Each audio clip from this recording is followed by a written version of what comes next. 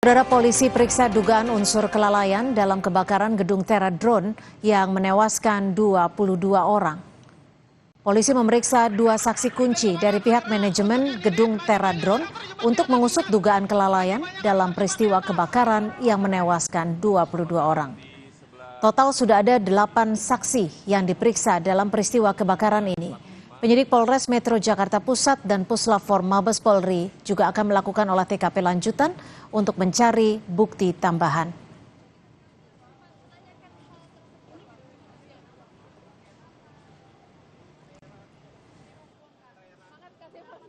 Hari ini rencana ada 2 orang saksi kunci lagi yang akan kami periksa, termasuk dari pihak manajemen. Tentunya kami berharap bahwa pemeriksaan ini bisa membuat terang, dan kami masih melaksanakan penyelidikan untuk menemukan apakah ada pidana atau karena kelalaiannya yang menyebabkan korban begitu banyak. Polisi kembali melakukan olah tempat kejadian perkara di gedung Teradron Jakarta Pusat. Polisi mengamankan sejumlah barang bukti, salah satunya baterai drone yang diduga sebagai sumber titik awal api. Polisi menyebut hasil olah TKP sementara penyebab 22 korban meninggal karena kehabisan oksigen.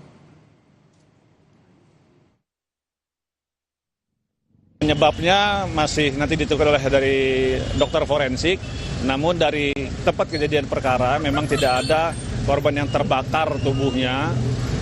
Jadi kemungkinan itu adalah karena asap atau habis oksigen atau karena uap panas. Salah satu saksi melihat kebakaran dipicu dari baterai drone yang terbakar hingga menimbulkan ledakan. Pihak keamanan gedung menyebut banyak korban terjebak di lantai atas karena tidak ada akses pintu darurat untuk keluar.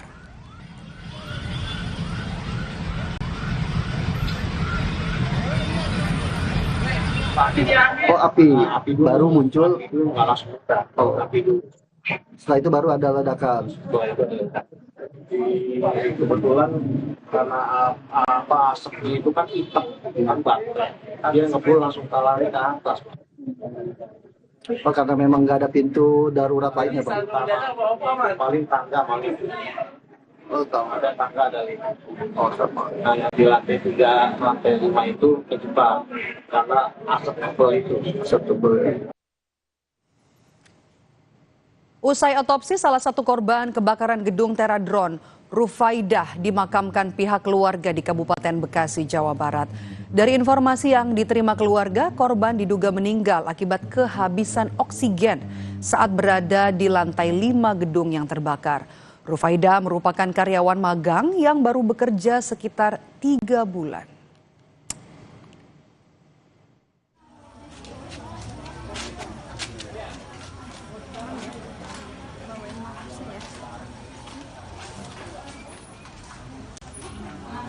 Dikasih keterangan itu 90%-nya oksigen, kurang oksigen. Tapi ada luka, Pak? Karena kurang oksigen ini kan, kemudian kondisinya juga udah panik, jadi ada tambah suhu ruang kan tinggi, ada luka. Menteri Dalam Negeri Mendagri Tito Karnavian mendatangi dan juga memeriksa gedung Teradron yang terbakar di kawasan Kemayoran, Jakarta Pusat. Tito menyebut Kemendagri akan menugaskan bagian Inspektorat Jenderal untuk mengecek kelengkapan persetujuan bangunan gedung dan terutama terkait sertifikat layak fungsi. Tito menjelaskan dan mengakui kehadirannya atas arahan Menteri Sekretaris Negara Prasetyo Hadi.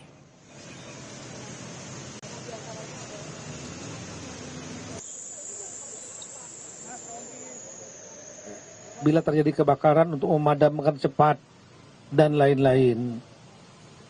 Nah, ini yang sedang didalami oleh kepolisian Polres Jakarta Pusat, dan juga nanti saya juga akan menurunkan tim dari Kemendagri, karena kita juga memahami aturan ini. Aturan ini biasanya dibuat melalui perda, peraturan daerah, ya. Nah, untuk PBG dari Itjen nanti akan saya turunkan, Itjen Kemendagri, untuk melihat masalah administrasi ini, sehingga gedungnya bisa berdiri. 22 orang tewas dalam kebakaran gedung Tera Drone di Jakarta pada 9 Desember 2025. Korban tewas diduga karena terjebak di lantai atas gedung. Mereka tak dapat menyelamatkan diri karena satu-satunya pintu keluar tertutup asap tebal. Kakak salah satu korban meninggal menceritakan, korban sempat mengirimkan pesan kepada keluarga karena terjebak dalam kebakaran.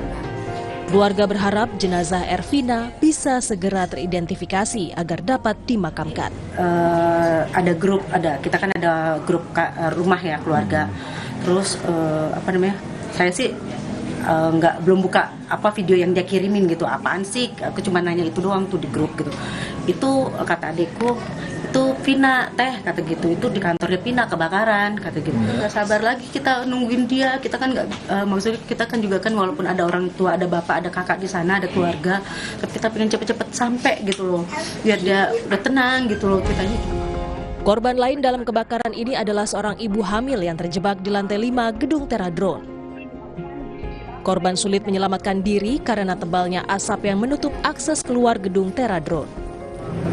Identifikasi ya seperti identitas diri. Identitas diri. Okay. Mohon maaf kalau untuk Mas sendiri yang jadi korban. Saya suami.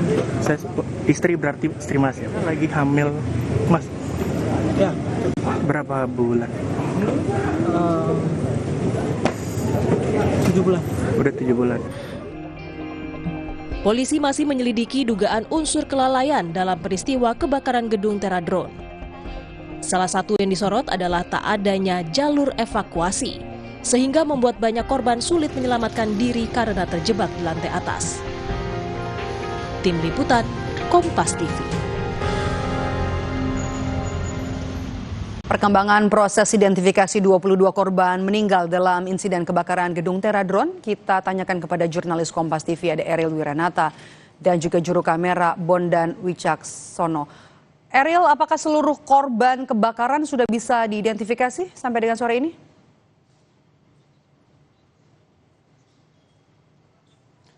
Ya, Maidop dan saudara, bahwa hari ini sudah 10 korban yang diidentifikasi oleh RS Polri Kramat Jati, yang dimana juga ini data terakhir pada siang hari, dan dari RS Polri pun mengatakan ini akan terus dilakukan identifikasi hingga sore hari. Dan selain itu juga bahwa dari 22 jenazah yang diidentifikasi tersebut diantaranya adalah 15 orang perempuan dan 7 orang laki-laki, yang dimana memang pada hari sebelumnya diidentifikasi sebanyak 3 dan pada hari ini sebanyak 7, yang sehingga di hari ini total ada 10 yang sudah diidentifikasi hingga siang hari tadi. Dan nantinya kita akan tunggu terkait dengan identifikasi secara menyeluruh pada hari ini. Dan memang bahwa dari identifikasi ini dilakukan pelibatan identifikasi terhadap gabungan ahli dari Bidokas Polri, kemudian juga ada Polda Metro Jaya, kemudian juga ada RSCM, hingga Fakultas Kedokteran Universitas Indonesia untuk melakukan identifikasi dengan sebaik-baiknya.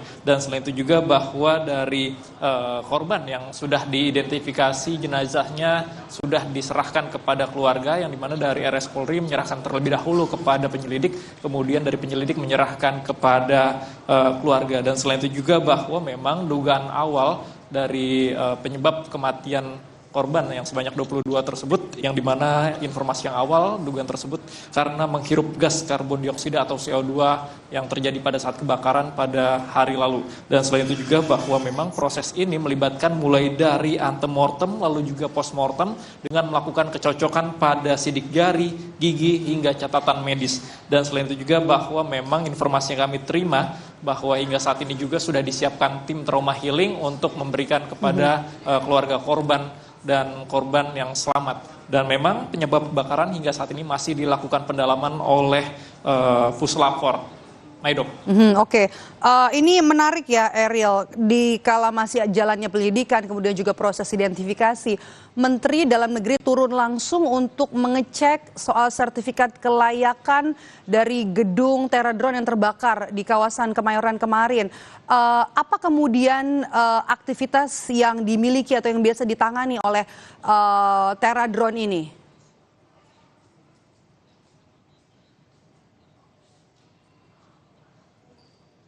Ya, Maidop dan saudara, bahwa memang hingga saat ini dari polisi pun masih melakukan pendalaman yang dimana dilakukan pendalaman oleh Puslapfor terkait dengan penyebab dari kebakaran yang terjadi pada hari lalu, yang terjadi pada siang hari, yang dimana memang menyebabkan bahwa sebanyak 22 korban yang dimana hingga saat ini masih dilakukan identifikasi secara mendalam terhadap 12 korban, karena memang hingga saat ini sudah berhasil sebanyak 10 korban diidentifikasi, dan nantinya memang dari polisi akan terus melakukan pendalaman terkait dengan Puslapfor terkait dengan penyebab dari kebakaran yang terjadi di gedung Teradron tersebut. Maidop. Baik, terima kasih jurnalis Kompas TV Ariel Wiranata dan juga juru kamera Bondan Wicaksono melaporkan langsung dari Rumah Sakit Polri Kramat Jati.